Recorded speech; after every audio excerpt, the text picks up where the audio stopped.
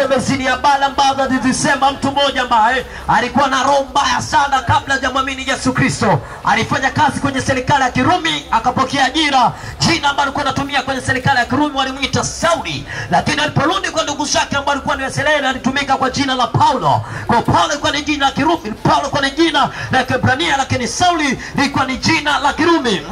Huyu bwana alipokea kazi kutoka kwenye serikali ya Kirumi wakati ambapo Israeli wametawaliwa na Warumi, wakati hapo koloni la Warumi, kama vile Tanganyika ilivyokuwa koloni la Uingereza na Mjerumani na Mwarabu. Lakini tukapokea uhuru wetu kutoka kwa mtu mmoja anaitwa Richard Turnbull mwaka 1961, tukapokea freedom, tukaitwa nchi nzuri ya Tanzania. Mwalimu Kambarage Nyerere akapokea uhuru, akatundika bendera ya amani na peace na utawala uzidi kutamani kwenye nchi nzuri ya Tanzania. Sasa wakati ule Israeli wametawaliwa na koloni la Warumi, hawana uhuru katika nchi yao, hawana freedom katika nchi yao, hawana amani katika nchi yao. Biblia takatifu inasema kwamba Paulo wakati amepata ajira kutoka kwenye serikali ya Kirumi, wakati ambapo yuko anafanya jitihada zake, na ukiachana kupokea ajira kwenye serikali ya Kirumi, Paulo pia alikuwa ni mtu wa dini. Biblia inamsema Paulo alikuwa ni Farisayo. Tunaposema Farisayo ni mtu ambaye amekulia tangu udogoni mwake, amemeza Torati ya Musa, vitabu 5 na vitabu vya manabii kama kina Isaya, kina Yoeli, kina Habakuku, kina Nahumu, wakina Zakaria, wakina Hagai. Kwa hiyo Paulo amekulia akiwa madrasa anafundisha Torati ya Musa tangu akiwa mtoto mdogo. Kwa amemeza Torati ya Musa kwanza akiwa mtoto mdogo, amekuwa kwenye serikali ya Israeli na amekuwa kwenye dini ya usuli ya Kiyahudi, na akapokea jina na akapokea wasifa wa kuwa Farisayo. Ina maana kuhusiana na habari ya dini, Paulo alikuwa mwambiki chochote, alikuwa anauelewa mkubwa katika dini na alikuwa na cheo kikubwa katika dini. Unaweza kusema maimamu, paroko, mwinjilisti, mchungaji, shehe, wewe unaweza kusema padir, Kwa Bwana alikuwa na cheo kikubwa kwenye nchi nzuri ya Israeli. Sasa Biblia inaliweka wazi ni kwamba Paulo alipopokea yale mapokeo katika dini yao ya Kiyahudi, akajua kwamba nafasi pekee kujeneza dini na kuonekana ni mtu mzuri katika dini ni kuwatesa watu ambao wamemwamini Yesu Kristo.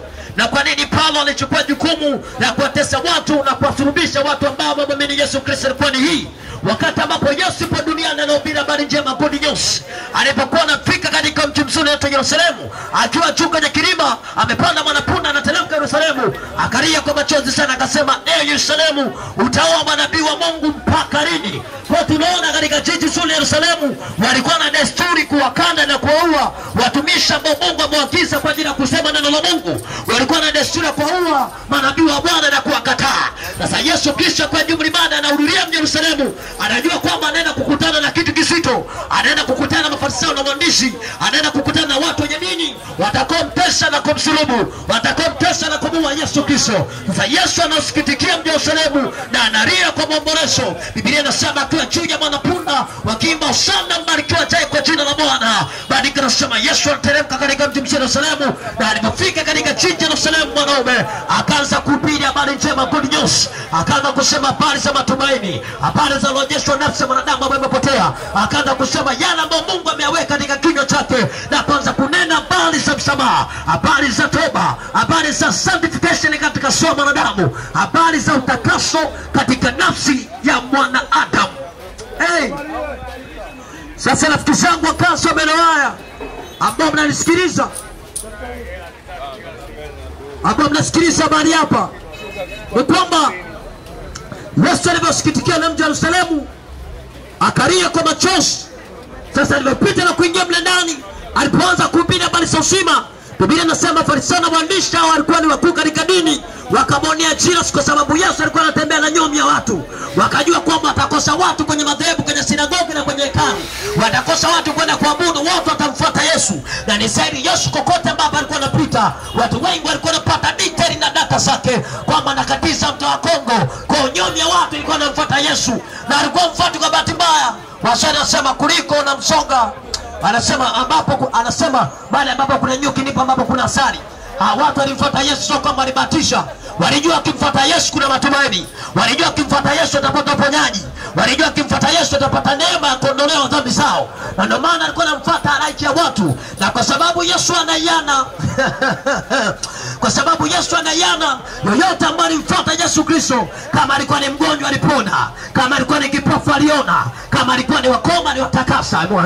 Kama watu walikuwa na midhambi aliwaponya na kuwasamehe madhambi yao. Sasa hii ndio habari njema ambayo wafanya Wayahudi waache kazi nyumbani kwao, waache shughuli nyumbani kwao, wachukue njia na kumfuata Yesu Kristo popote ambapo Yesu Kristo alikuwa anatembea na kueneza habari njema. Mwanaume akaanza kupiga habari ya toba na habari ya msamaha, akaambia watu kuhusiana na sanctification, kuhusiana na watu utakaswa nafsi na utakaswa roho, ambao unaweza kuwasaidia watu kuingia peponi na kuishi mbingu mpya na nchi mpya. Hivyo Yesu alianza kuhubiri, yani nafasi ya urejesho wa wanadamu katika bahari ya kwanza ambapo alikuwepo, katika nafasi ya kwanza ambapo alikuwepo, Yesu apate kumsaidia kuondoa maradhi, kuondoa mateso, kuondoa kila laana ambayo ibilisi ameiweka katika nafsi ya wanadamu.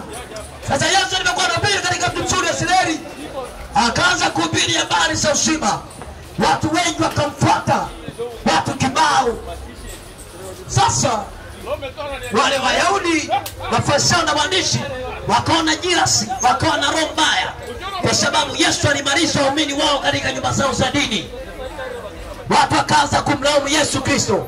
Wakajua Yesu ameleta dini mpya duniani, wakajua Yesu ameleta dhehebu jipya duniani.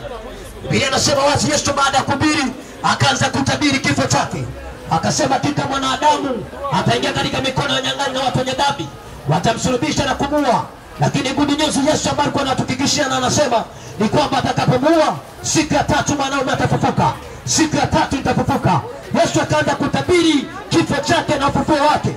Sasa Yesu akati amekufa, alipokufa Yesu kisha kwa msalabani Golgotha, fungu la kichwa anasema lola lema sabari kitani, mwanaume anakata lomida saa 9 kamili mchana, giza linatanda kwenye Yerusalemu, wafu wanafufuka kutoka katika makaburi yao. Yesu anamtoa msalabani, wanampeleka kwenye kaburi, wanafunika bonge la jiwe, wakasema mjanja tumuone kama atafufuka. Wakeka na walinzi wa Kirumi, majenta ambao wameenda jimu, yakanyanyua chuma yamejaa, yani mbavu, zikakaa kwenye kaburi la Yesu, mmoja kulia mwingine kushoto. Wakasema huyu atakama akiamka wao walinzi watamkanda atarudi tena. Wakawapa jukumu assignment, huyu bwana asiamke ndani. Sasa wabeka walinzi wakafunika bonge la jiwe, wakasali kwa Yesu atafufuka katika mwili wa kawaida. Biblia inasema siku ya kwanza Yesu kwa kaburini, siku ya pili, siku ya tatu mwanaume anafufuka kutoka katika wafu. Yesu anatikisa ardhi, Yesu anatikisa nguvu ya mauti, mwanaume anafufuka ndani ya siku ya tatu.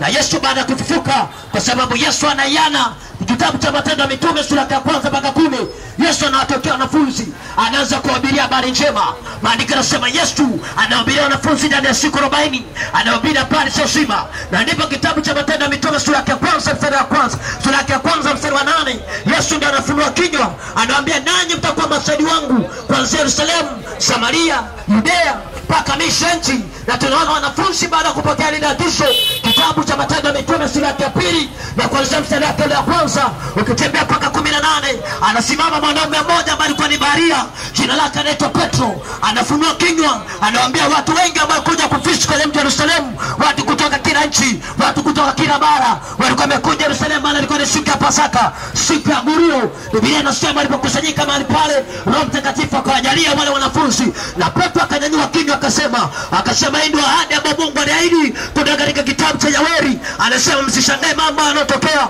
sisi ndio wale mashahidi ambao Yesu Kristo alitupa agizo kwenye kitabu cha Matendo ya Mitume sura ya 1 na mstari wa 8. Kwa Petro anafunua kinywa, anaanza kupiga habari njema.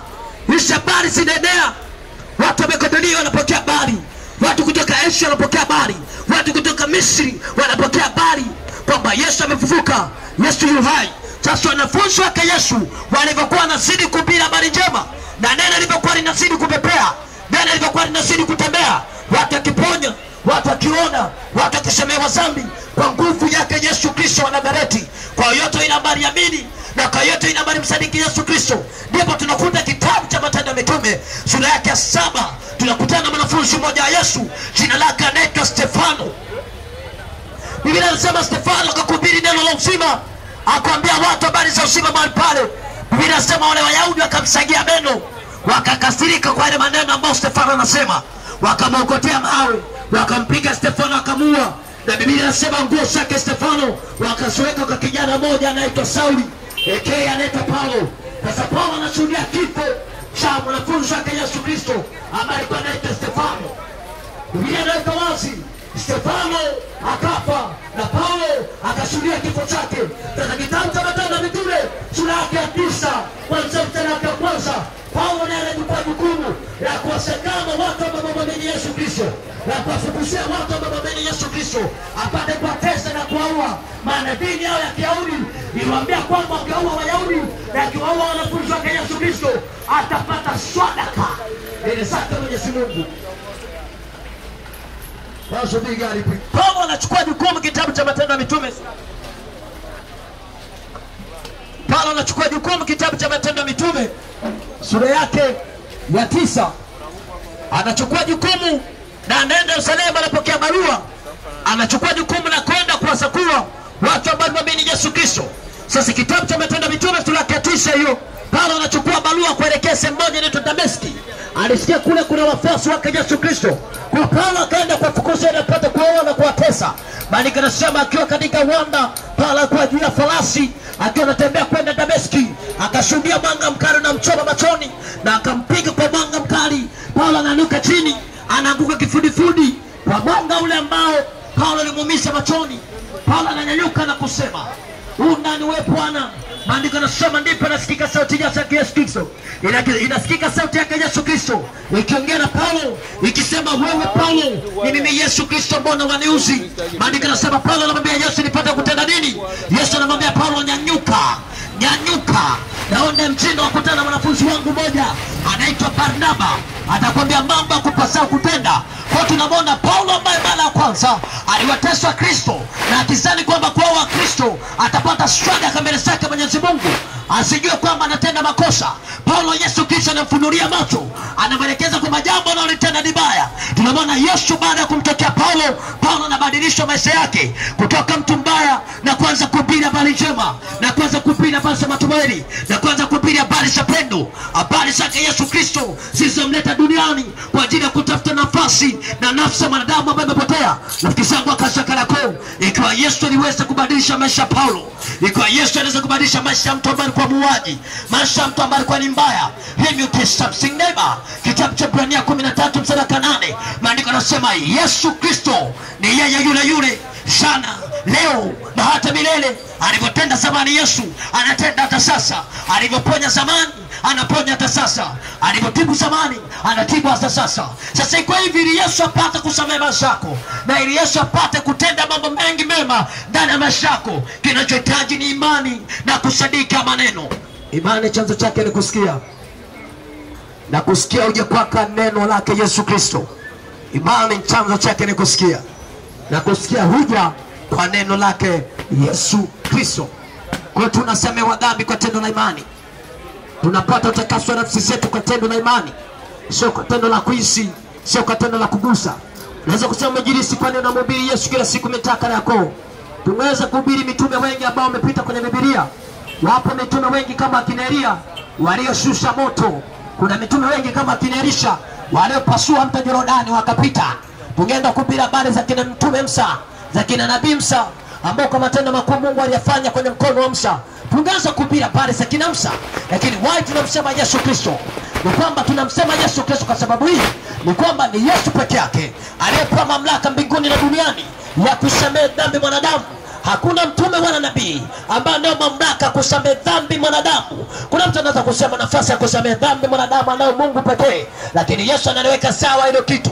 Kitabu cha Yohana 10:30, Yesu anasema mimi na Baba tuna umoja. Wayahudi Mungu alimuita Baba, kwa Yesu anasema mimi na Baba tuna umoja, akiwa na maana hii kubwa ni kwamba kazi ambazo Mungu alikuwa anazitenda na ndio Yesu kazi ambazo anazitenda, na maana tunaona nafasi ya kusamehe dhambi mwanadamu alikuwa nao Mungu pekee. Lakini Yesu alipokuja katika Agano Jipya Jipya, akaanza kusamehe dhambi. Nafasi ya kuponya wanadamu alikuwa nayo Mungu pekee. Na tunamwona Yesu alipokuja duniani akaponya watu, na Yesu akaenda mbali akafanya miujiza sio kwa kawaida. Mwanafunzi wake Yesu Kristo anaitwa Yohana, kitabu cha Yohana sura ya 21 anasema kwa miujiza na ishara ambayo Yesu alitenda tusingeweza kuandika vitabu vyote, maana dunia isingetosha. Ina maana Yesu alitenda miujiza kibao, alifanya mambo mengi, na sio kwamba Yesu alikuwa anabahatisha. Yeye ni neno ambalo lilivaa mwili, na hili neno lilikuwepo kabla dunia kuwapo. Hili neno lilikuwepo kabla dunia kuwapo. Na ndio maana Yesu alipokuja duniani akaanza kupita baada ya toba na msamaha, akijua kwamba mwanadamu akifa hajamsadiki Yesu Kristo maisha yake atakuwa na hasara. Biblia inasema itakuwa ni sawa na mimba ambayo imeharibika. Nafasi yake hatasaulika kabisa katika dunia. Kwa yule ambaye hatapata nafasi ya kumwamini Yesu Kristo na kumkiri kwa Bwana na Mwokozi wa maisha yake. Let me tell you something neighbor. Habari zake Yesu Kristo ni njema kuzisikia, kwa sababu hakuna wokovu wote ambao mwanadamu anapaswa kuokolewa kwao, na hakuna jina lolote ambalo mwanadamu anapaswa kuokolewa kwao isipokuwa jina moja tu, jina lake Yesu Kristo. Na bahati mbaya ni kwamba mitume wote ambao tunategemea washakata moto wote. Hakuna hata mmoja alikuwa na nyonga kutikisa ardhi na akafufuka. Kwa hatuwezi kutegemea watu ambao ni wafu, na tuwezi kuhubiri habari za watu ambao washakufa, kwa sababu hatujui alikwenda. Kama alitenda dhambi moto na wahusu. Kwa hatuna uhakika na watu waliokufa, na ndio maana habari za watu waliokufa sisi hatuna habari nazo. Na kama Yesu angekufa na singefufuka, usingetuona Kariakoo tunahubiri, kwa sababu habari ya mtu mimi nisaidia nini? Maana ningekuja kuhubiri habari za babu yangu na yeye amekufa lakini hajafufuka, hana maana kwenye maisha yangu. Kristo Yesu Kristo anathibitisha mamlaka ambayo anayo. Anasema kabla ya kwenda msalabani, ananena hili neno, anasema hakuna hata mmoja ambaye anaweza kautoa uhai wangu isipokuwa ni mimi. Ninautoa uhai wangu, afukisha teni nitakuja kurejesha tena. Hakuna mwanadamu wala mtume wala nabii ambaye alikuwa na haya mamlaka. Yesu anasema hakuna hata mmoja ambaye anaweza kujua isipokuwa ni mimi. Ninautoa uhai wangu, afukisha tena nitaurejesha. Sasa kwa nini Yesu Kristo anautoa uhai wake? Ni kwa sababu moja tu. Kitabu cha Mwanzo sura ya 1, Mungu anawaambia wanadamu kwamba mtakapokula hili tunda kufa na mtakufa hakika. Kwa tunaona mwanadamu wa kwanza Mungu alitabiri kifo, na hichi kifo kilitokana na mwanadamu kuasi na mwanadamu kupotea katika bustani ya Edeni. Na hiki kifo sio kifo cha mauti, ni kifo cha nafsi ya mwanadamu, ni kifo cha nafsi ya mwanadamu inayotokana na kutenda dhambi kwa mwanadamu. Rafiki zangu akasha Kariakoo, kitakachokufanya upenye na kuingia kwenye mbingu mpya, kitakachokufanya upenye na kuingia mbinguni ya peponi, si kwa sababu ni mfuasi wa dini, si kwa sababu na dini yako nzuri, no, si kwa sababu umeshika misafu na Torati, no, si kwa sababu umeshika Biblia, no, si kwa sababu unatekeleza taratibu za dini yako, no. Kitakachokufanya ulisi mbingu mpya na mpya ni kumkiri Yesu Kristo ndani ya maisha yako, ni kumwamini Yesu Kristo ndani ya maisha yako. No heaven, no Jesus. No Jesus, no heaven. Hamna mbingu, hamna Yesu. Hamna Yesu, hamna mbingu. Let me tell something neighbor, wakati ambapo naenda kumaliza. Yesu Kristo tunapomhubiri, ninatuhubiri nguvu ya msamaha katika maisha ya wanadamu. Ni tunahubiri nguvu ya utakaso katika maisha ya wanadamu. Tunapomhubiri Yesu Kristo, ni tumethibitisha kama watu wetu, tumethibitisha kama tendo jinsi Yesu anavyofanya kazi, jinsi Yesu anavyosamehe watu, jinsi Yesu anavyoponya watu, jinsi Yesu anavyotakasa watu. Na ndio maana tuna ujasiri kuja mitaa Kariakoo na kuhubiri habari za uzima kwa yote ambaye kumwamini Yesu Kristo, na kwa yote ambaye kumsadiki Yesu Kristo atakuwa na uzima ndani ya maisha yake. Tuna mahubiri mengi ya kuhubiri, tungeweza kuhubiri mafanikio, tungeweza kuhubiri maombi. Unaombaje kama hujamwamini Yesu Kristo? Maana maandiko yanasema sala ya mtu mwenye dhambi makelele mbele zake Mungu.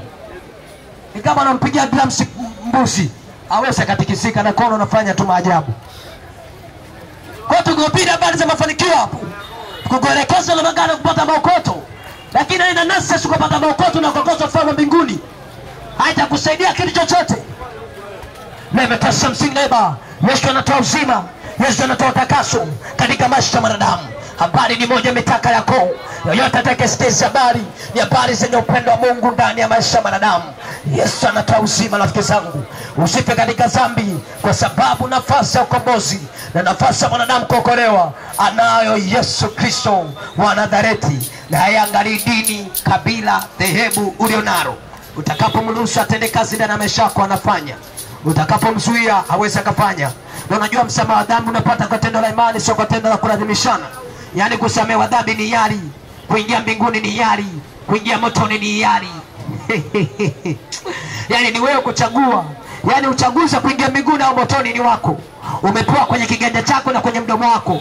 Ni kuchagua au kutokuchagua. Unaweza kuchagua unaifuata njia kubwa, unaweza kuchagua kufuata njia nyembamba ambayo imesongwa, itakuwa kusaidia kuingia mbinguni. Nafasi yako mwanadamu na mkazi wa Kariakoo. God bless you kwa wakati mzuri huu ambao umesikiliza kwanza mwanzo mpaka mwisho, na wakati ambapo naenda kumaliza, yamkini uko hapo nasema mwinjilisti, na wezaje kumpokea Yesu Kristo na ujaje kusamehewa dhambi? Very simple sana, jambo jepesi sana. Warumi 19 maandiko yanasema, ukimkiri Yesu Kristo kwa kinywa chako na ukaamini moyoni mwako kwa Mungu alimfufua Yesu katika wafu, utakuwa umepata wokovu. Wokovu tafsiri yake ni msamaha wa dhambi katika maisha ya mwanadamu. Kwa Kristo tunatakiwa kuamini. 2, tunatakiwa msadiki Yesu. 3, ruhusu moyo wako Yesu apate kuingia. Atasamehe dhambi zako, hautakuwa kama ulivyokuwa. Korinto 2:5-17 maandiko yanasema, hata imekuwa mtakiwa ndani ya Kristo, amekuwa kiumbe kipya, ya kale yamepita na tazama mambo yanakuwa mapya. Uwe na heri, uwe na baraka, siku yako iwe njema. Baadaye hapo tena kusema hapo tunatokea na kanisa gani ambao tunaabudu. Mungu azidi kubariki sana mkazi wa maeneo haya. Barikiwa sana, barikiwa na Mungu. Tutaenda kukamilisha mtumishi wa Mungu, baadaye atakuja kusema hapo tunatokea na kanisa gani ambao tunaabudu.